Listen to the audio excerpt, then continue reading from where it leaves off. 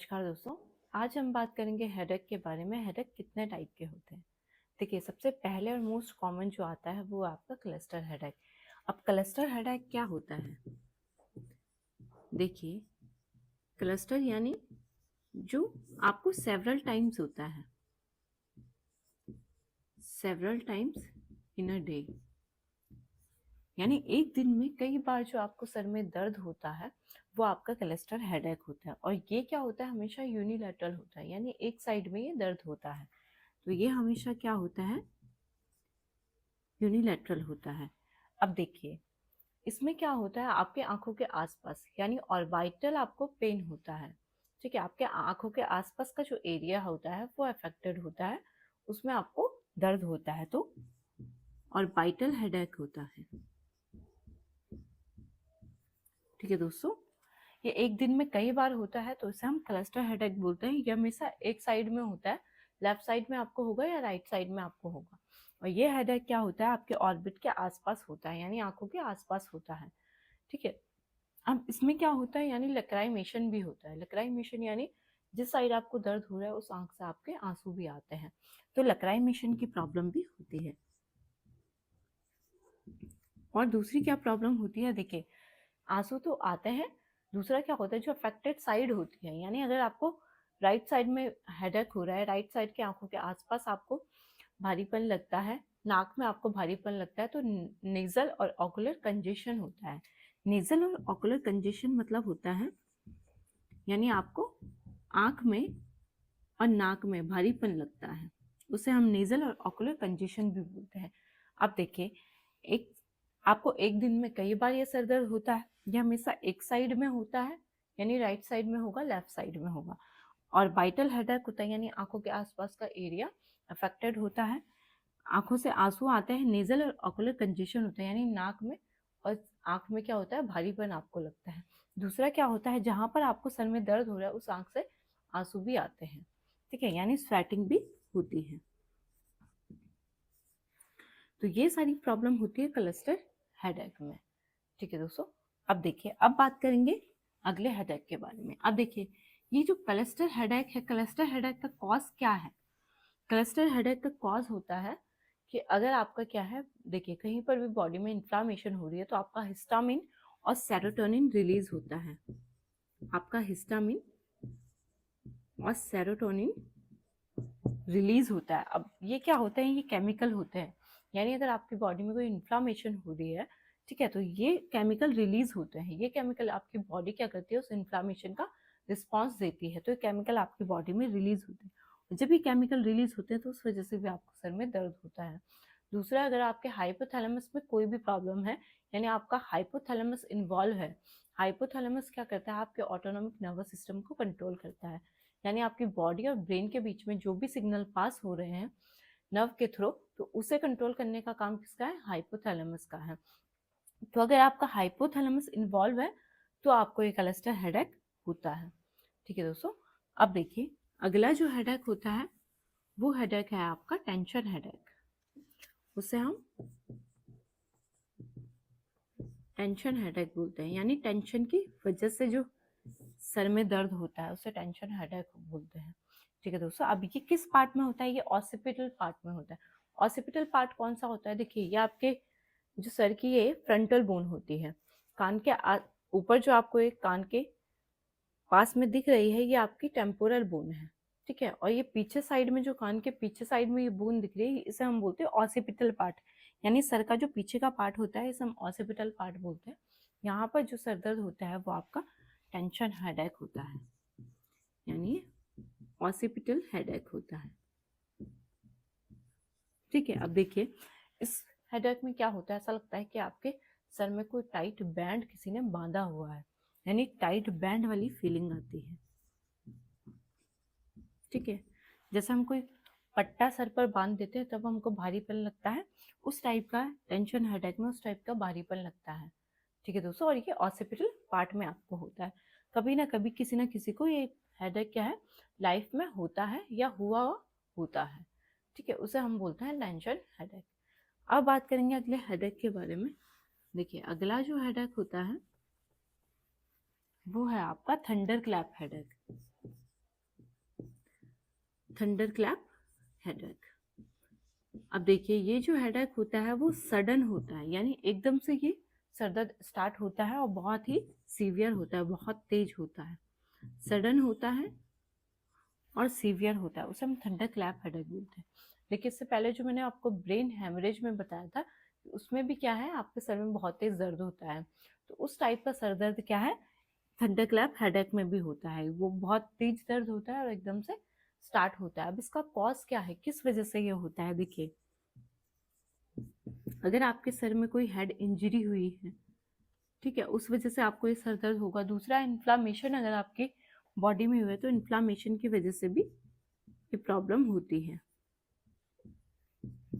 ठीक है, आपके ब्रेन में कहीं पर इन्फ्लामेशन हुई है या सर में कोई चोट लगी है, उस वजह से ये सर दर्द होता है। अगला कारण है इसका, देखिए, एक तो ये हेड इंजरी की वजह से होता है, दूसरा इन्फ्लामेशन की वजह से होता है, तीसरा क्या है, अगर आपके ब्रेन में कहीं पर भी क्लॉट बन गया है, ठीक है, यानी ब्लॉकेज हो गया है, ब्लॉकेज ऑफ,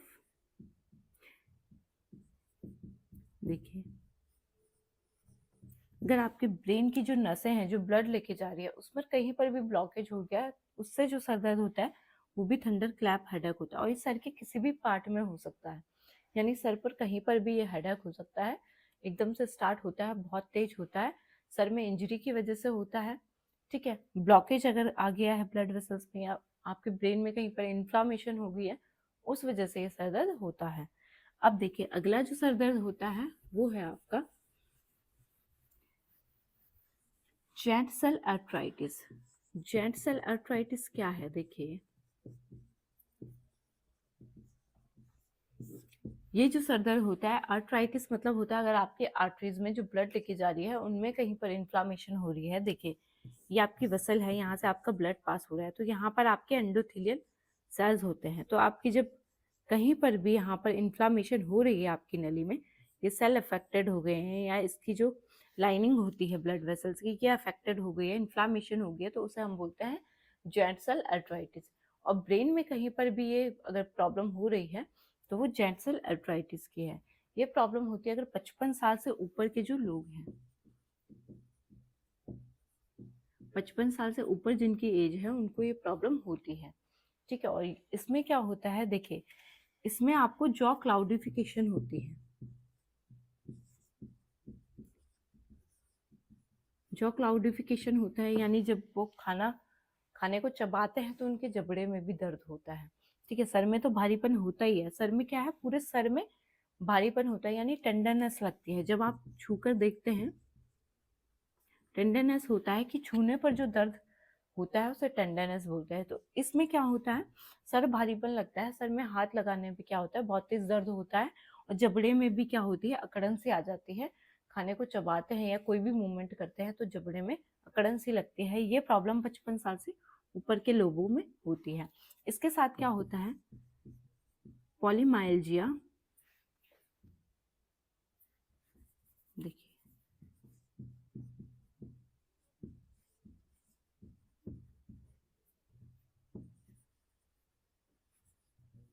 पॉलीमाइल्जिया रोमेटिका की प्रॉब्लम होती है, यानी जो भी मसल्स हैं आपकी बॉडी की उनमें क्या होती है, अकड़न सी होती है। रोमेटिका यानी उनमें अकड़न सी होती है, दर्द होता है। तो देखिए, 55 साल से ऊपर के लोगों में ये प्रॉब्लम होती है, ठीक है। जॉ में अकड़न सी आती है, जबड़े में अकड़न आती है, हाथ लगाने में सर में दर्द होता है, और पॉलीमाइल्जिया रोमेटिका यानी आपकी जो बॉडी की मसल है उनमें दर्द होता है, अकड़न होती है, उसे हम बोलते हैं जेंट सेल आर्थराइटिस, ठीक है दोस्तों। अब जो अगला सर दर्द होता है, देखिए, वो है आपका ब्रेन ट्यूमर का हेडेक। जिनको ब्रेन ट्यूमर की प्रॉब्लम है उनके सर में कैसा दर्द होता है, देखिए, ब्रेन ट्यूमर की वजह से जो सर दर्द होता है वो उसमें डल पेन होता है। डल पेन यानी हल्का हल्का पेन होता है, और वो क्या है, लंबे टाइम तक आपका बना रहता है। Worse with exertion, worse with exertion यानी कोई भी काम करते हैं या बॉडी मूव करते हैं, यानी चलते फिरते हैं, उठते हैं, तो ये दर्द ज़्यादा आपको महसूस होता है, यानी बॉडी मूवमेंट के साथ में ये दर्द ज़्यादा होता है, और हल्का दर्द ये बना रहता है। ये पूरे सर में भी होता है और सर के किसी पार्ट में भी ये दर्द हो सकता है, ठीक है। डल पेन होता है, बॉस विद एग्रेशन, और नौशिया वोमिटिंग की भी प्रॉब्लम होती है। नौशिया वोमिटिंग क्या है, देखिए जी मचलाता है, उल्टी आती है, वो प्रॉब्लम भी ब्रेन ट्यूमर में सर दर्द के साथ साथ होती है। ठीक है दोस्तों, तो वो आपका ब्रेन ट्यूमर का सर दर्द है।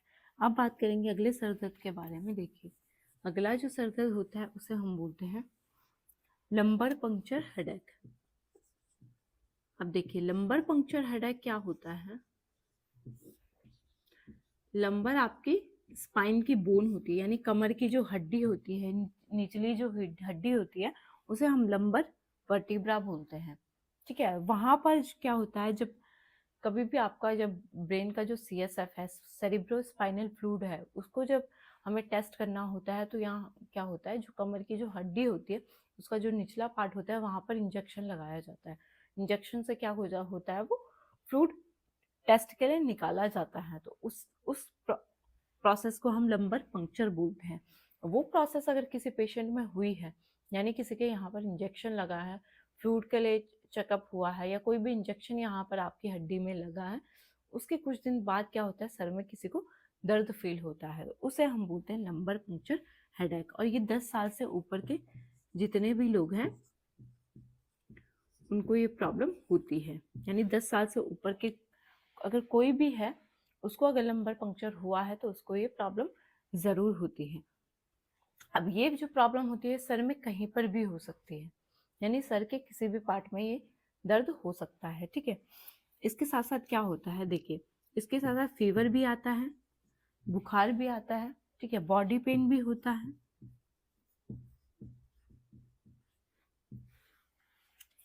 फीवर भी आता है, बॉडी पेन भी होता है, सर के किसी भी पार्ट में ये हेडेक हो सकता है जो लंबर पंक्चर की वजह से होता है। ठीक है दोस्तों, अब देखिए इन हेडेक से आपको रिलीफ के लिए क्या करना है, यानी इसका मैनेजमेंट क्या है।